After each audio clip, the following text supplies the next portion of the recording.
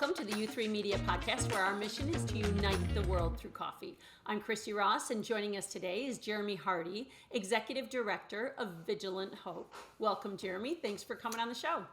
Thanks so much. Honored to be here, Christy. Very nice. Well, I can't wait to hear your story. So you are a leader of a nonprofit that is using coffee as a vehicle to fund poverty projects in the local area of Wilmington, North Carolina. So tell us a little bit about this nonprofit and sort of how Vigilant Hope is structured.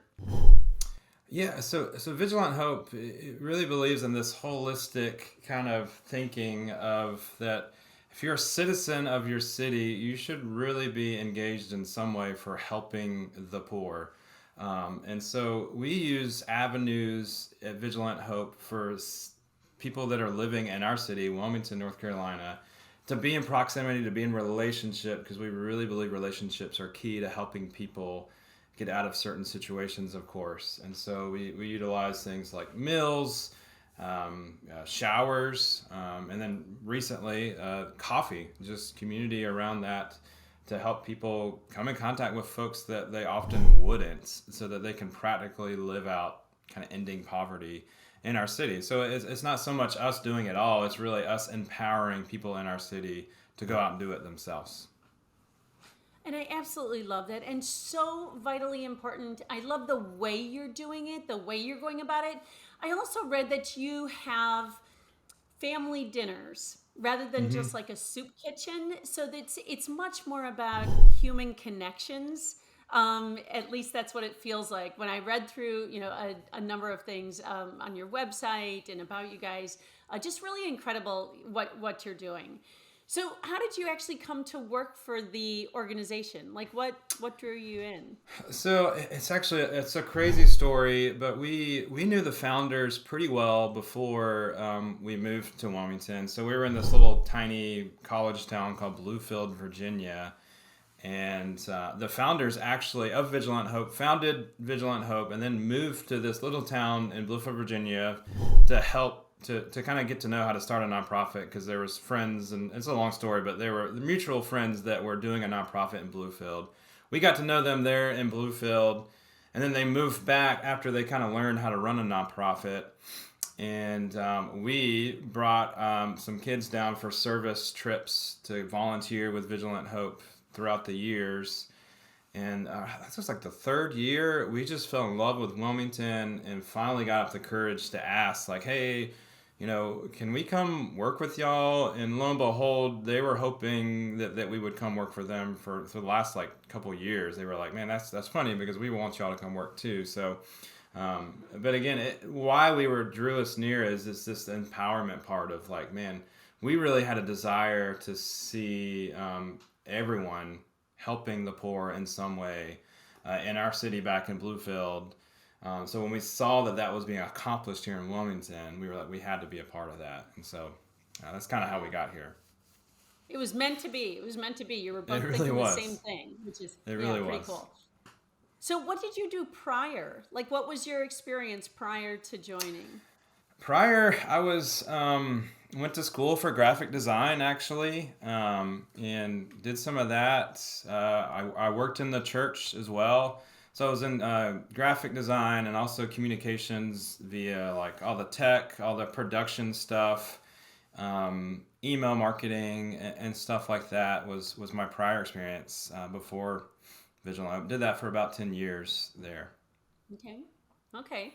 So when did you get the idea for selling coffee as a way to support the work to end poverty? Like why coffee? Yeah, I mean that's a great question.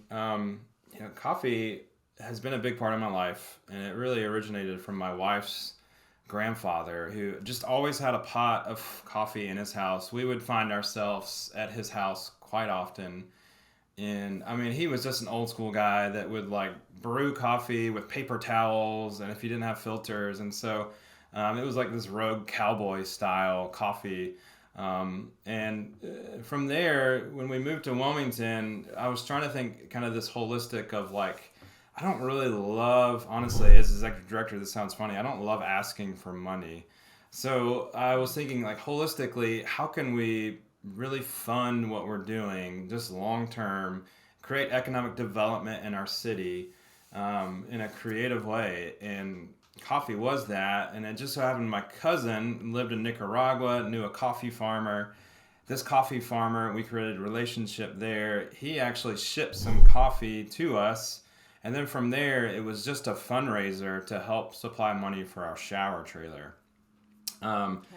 And believe it or not, the coffee wasn't that good, but we sold a ton of it.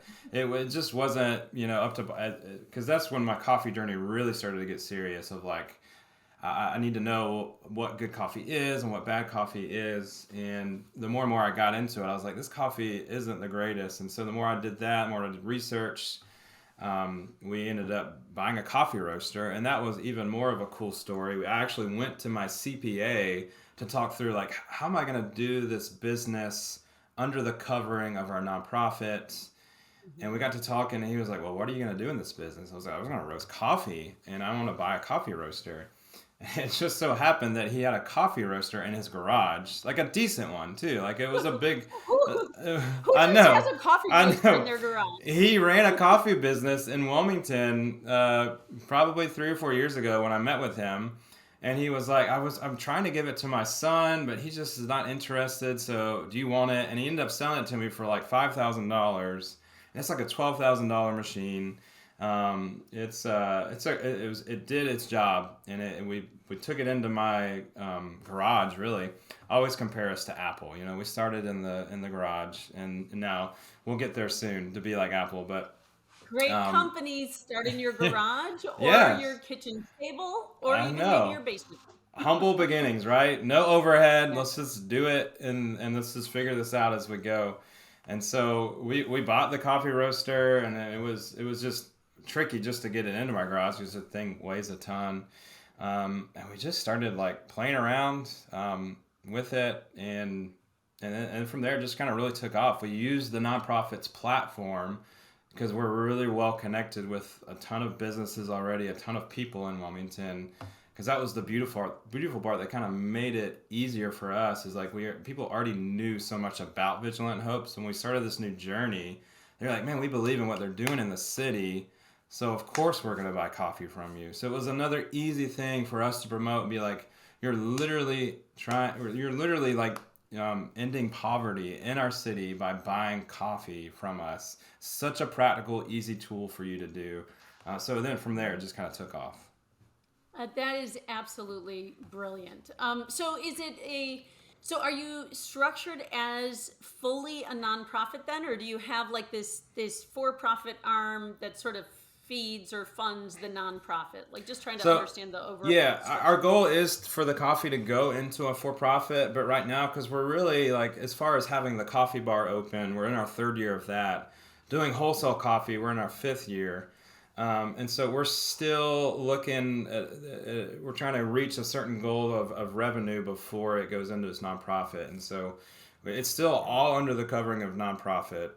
And so we want to meet a certain goal. And then once we meet there, we'll probably end up hiring another bookkeeper, and just, it is beginning to become, quite honestly, sometimes a logistic nightmare when you have us buying a $12,000 espresso machine under the nonprofit, and they're like, my bookkeeper's like, what are you doing? And so it just begins to get complicated for sure. Yeah, no, totally understand. So, okay, so you talked about roasting in your garage, but then you made the leap to a commercial space, right? Like, how Correct. did you like build the business case then for making like such a big change? Because you've graduated into true commercial levels. Talk about how that sort of came about. It was using our platform for Vigilant Hope, my networking platform, and I had reached out to, there's a church here in town that actually owns a whole block of businesses or commercial space. And one of the spaces I had heard through the grapevine, they were going to be transferred out, and I heard that the space was coming available. And so I just made a cold call to this pastor that I knew a little bit, and he was like, man, come on by. And literally that day, he walked me through the space and he was like, "Do you want it? Here's the space." But the only downfall was it was a complete disaster. It needed a complete overhaul.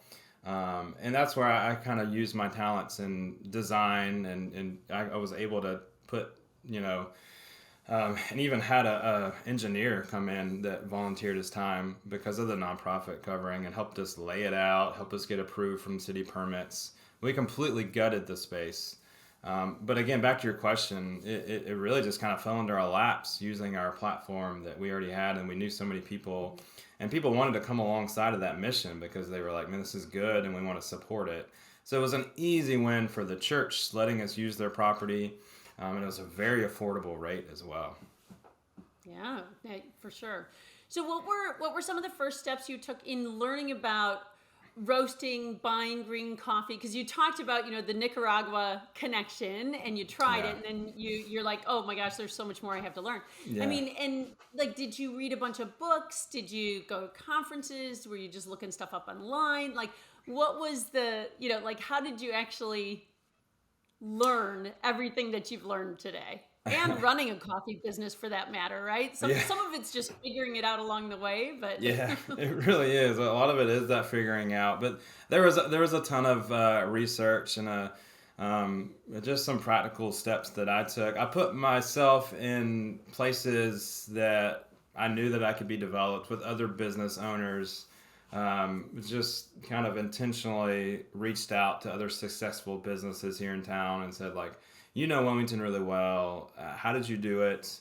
And it was funny because a lot of them are kind of took the same approach of like, we didn't really know what we were doing, but we just hustled and we just tried our hardest. And I think just kind of rethinking is we try to create these healthy boundaries of like work and home and stuff. But man, it really was this hustle, and my family was all in, so it was kind of cool to have this family, almost like business, with that. And my wife was a big part of creating the space. just talking about, just to get it right, you got to practice. You got to just keep at it. Was there any challenges that you sort of ran across along the way? And maybe it wasn't with roasting, but maybe it was distribution or packaging or something. Was there anything that was sort of a challenge that you guys conquered? Yeah, I mean, the challenge was making the time to do it on top of leading a nonprofit was tough, and even kind of suffering through that now because I think I devoted so much time in the trenches of starting a business that I knew was very much needed, but I left the position that I have is just stirring the nonprofit on all the other things that we do. That was definitely a hard lesson learned is that we kind of, in one aspect, I kind of had to do it because we just didn't have the funding to hire people to do it.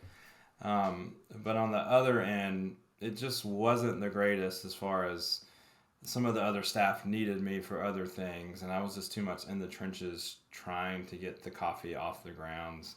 And we had some tough staff transitions. One of our staff ended up starting his own restaurant and in the middle of us trying to build a business. And so that was really hard because he was our head roaster and really worked the bar quite a bit. But we have conquered that now in a sense that we have a great team. And I think that's the hard part for any like new business is like staffing. Is just like you got to kind of have to pick your battles between do we hire a manager and we're probably going to take a loss, or do we just kind of hustle and take a win, And so we've conquered that now. But I think it could have been avoided if I had more intentional time to kind of sit down and plan through before we just erupted into this like growth that happened pretty fast. Now you've transitioned into what I would call a thriving wholesale and retail cafe business, and I believe you have a second location or outlet. Is that right? Correct. Yes. Yeah, the second look is definitely a fully operating cafe, and it's inside a church here in town, a rather large church, and so intentionally it started on just Sunday mornings, and we knew that there was already 3,000 people coming in the doors. And then we were like, if we could just get 10% of those people to just come buy espresso drinks, we could do really well as far as producing revenue. And then it grew into, we're open Sunday through Thursday now. And it's kind of, I compare it to a little pop-up shop in a business complex. We're really, the church has a lot of staff and they just bring in a ton of volunteers. So we're really, for the most part, serving those people during the week. Yeah. Yeah, no, that's fabulous.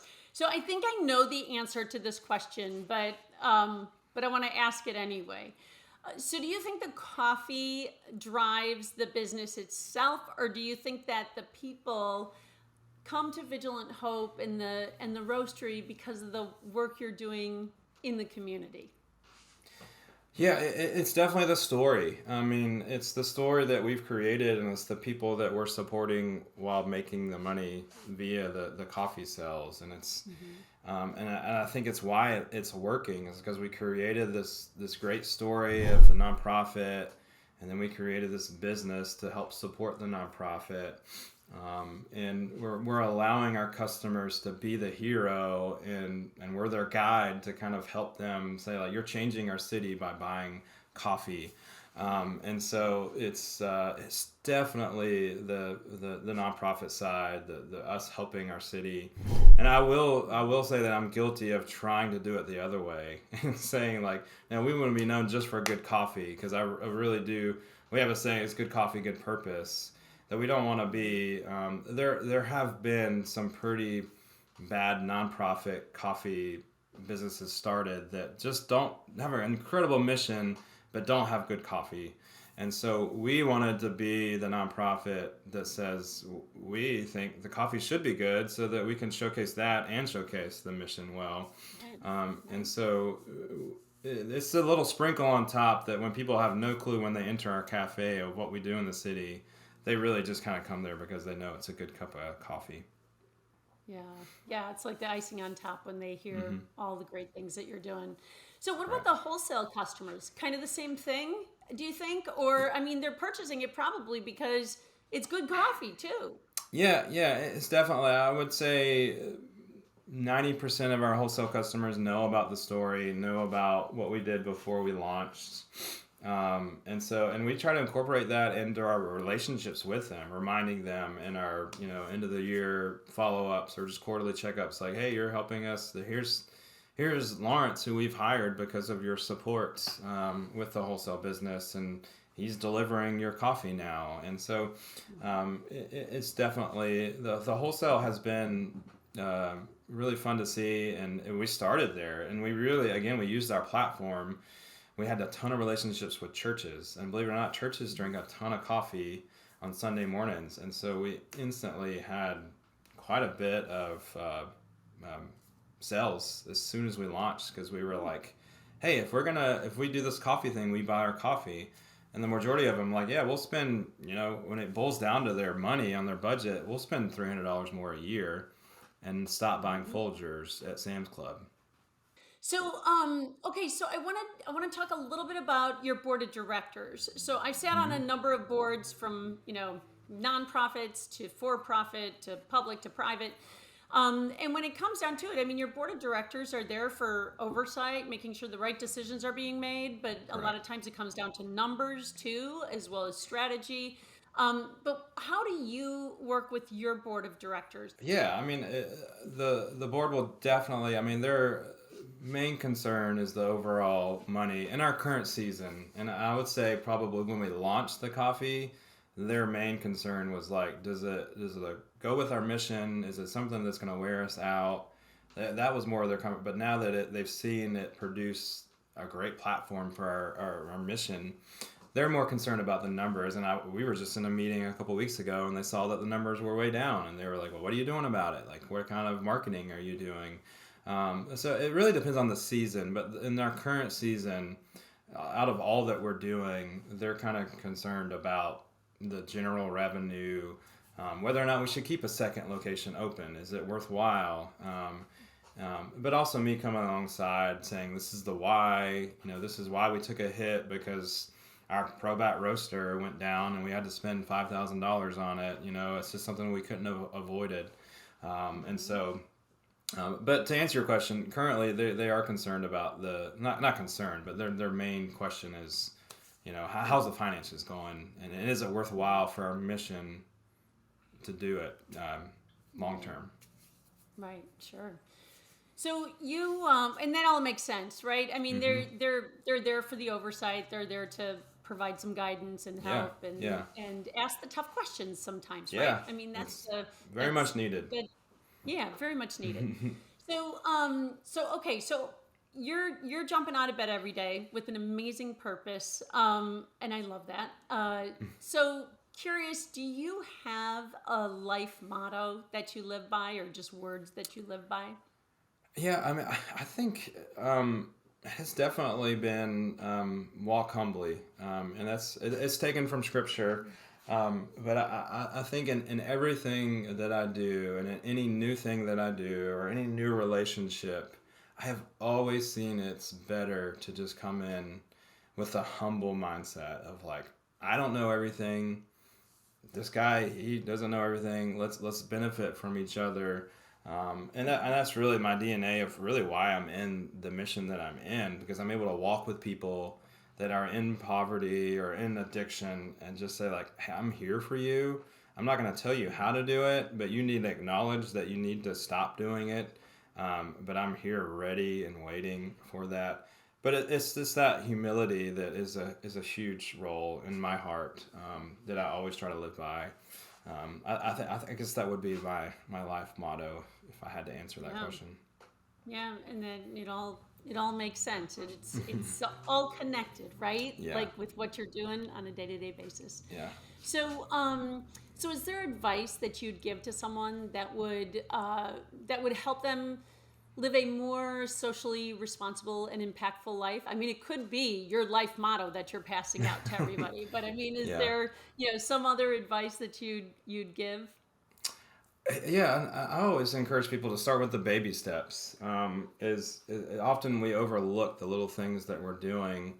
We don't have to come up with this big grand idea, this big grand coffee business to help your city, or just to be mindful of those that are in need. And it's baby steps such as like when you're walking down the street and you see a homeless, just simply look them in the eyes, and you'll actually be surprised, because we're just so like we're so scared that they might ask us for something or something. But the majority of the time when I look people in the eye, they're just like, hey, I just want to be treated like a human. And so I think just don't get caught up in the overthinking of like, I wish I could do this, I wish I could do that, because once we do that, we begin to start like not even doing anything, because we're like, I'll just do it next year, or this is my life goal, or but man, anybody can start where they're at, whether it's just going to a safe place as far as like looking for the outreaches in your city and just going and partnering with them, and going to one of their soup kitchens or mills, starting there and creating relationships, and then from there kind of seeing how that flourishes into an actual way that you can help that person. But yeah, I would say it's just baby steps. You have to start somewhere. Yeah, small steps can make a big difference, right? And if we all took small steps, right, they collectively, we can make a big difference, have a big impact on the world. So, is there one piece of advice you'd give to someone who wants to build a nonprofit, while creating a related for-profit business? Yeah. I mean, what is one thing that you're obviously like an entrepreneur and certainly a great leader. You're doing some things right, that's for sure. So, is there a piece Not of advice? many, but yeah. Yeah, I mean, as particularly if you're starting a nonprofit for a cause and you're trying to turn it into a social change business, I mean, it's got to be something natural that you're able, that when you start talking about to other people are just drawn into that, like, man, like this makes sense that you're doing that, and this makes sense that I want to support you in this because you're so passionate about it. I live by this quote that Dr. John Perkins did. He was a big social justice leader. He says, a good leader's able to take something that makes you angry and turn it into your passion. So what are some of the things that really just gives you like some of the injustices that you can think of? And if you're a good leader, you're able to take that thing that just kind of makes you a little bit angry, like, man, why is this happening in our world? And you're able to turn it into this passion. I think that's just a beautiful way to kind of look at it. Is obviously there's things that we see that are unjust, but what are those things more so? What is something more natural that you think you're really gifted at that you can make a difference in your city? Like whether maybe you're a good musician and you are able to produce really good music and you can use that platform to create a nonprofit from that to change your city in simple ways. Yeah, it's like this mindset shift about how you apply your skills and your Correct. passion, right? Yeah, Yeah. correct. So okay, so I wanna shift over to coffee for a minute Yeah. because you've learned a lot over the last few years for sure.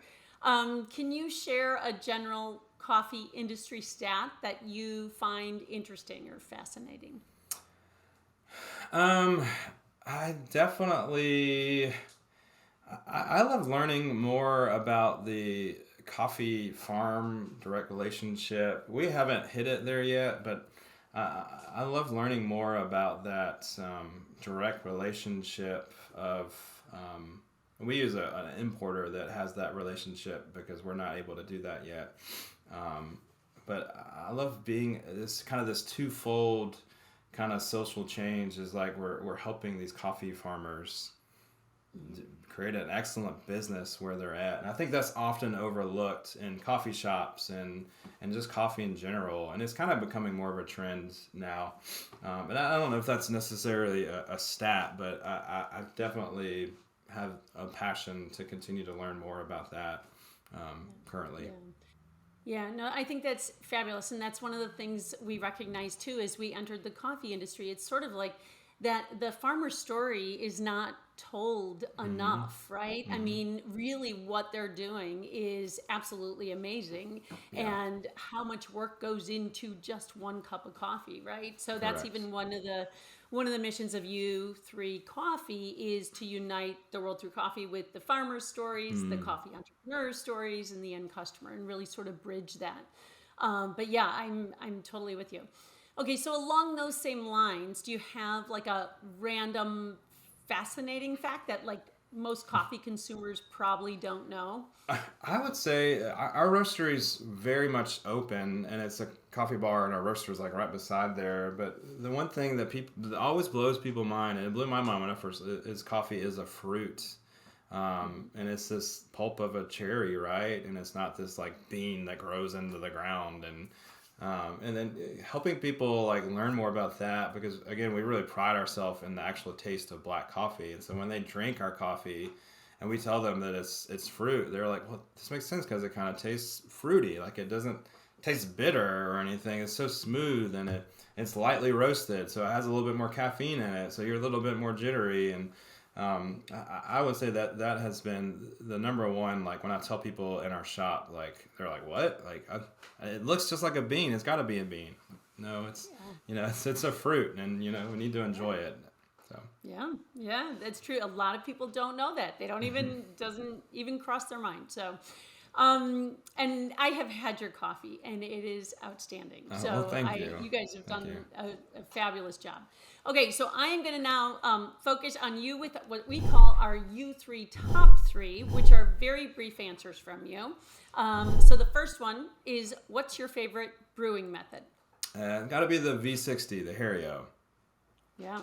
And for coffee consumption, so your go-to coffee drink of choice. Oh man, black coffee before lunch and a flat white after lunch. Ah, very nice. And how many cups of coffee do you drink per day? I I can't even count. It's just nonstop from when I wake up to lunch. I don't know if I'm that's a with bad you. or a good I, thing. no, I do the same thing. I try to switch to tea in the afternoon, but sometimes I I Yeah, just keep why? going back to tea. Yeah. Yeah. So, okay, well, awesome. Jeremy, this has been fabulous. I could certainly talk to you for much longer. You have an amazing story. I want to give you an opportunity to share where someone can learn more about you and about Vigilant Hope, or where someone can donate or buy coffee. Yeah, I mean, our platform, our online website, vigilanthope.com, it's kind of this portal for, you can go to our coffee from there. You can pick kind of some of our needs as far as physical items, and also you can click a link to donate the money as well. It's an incredible opportunity to partner with us to continue to do what we're doing as we're changing our city, and we can even help you figure out ways to practically change your city from wherever you are, if you're trying to get into that as well. And I love the tagline, Jeremy. It's not just a transaction, it's ending poverty in our city, which I think is very cool. That's on your website. Yep. So thank you for all you do, and keep changing the world. Thank you so much, Christy. It was an honor to be a part of this. Thanks so much for joining us, Jeremy. And of course, for helping us unite the world through coffee. And thanks to you, our followers, for joining us at You Through Coffee. We'll see you next time.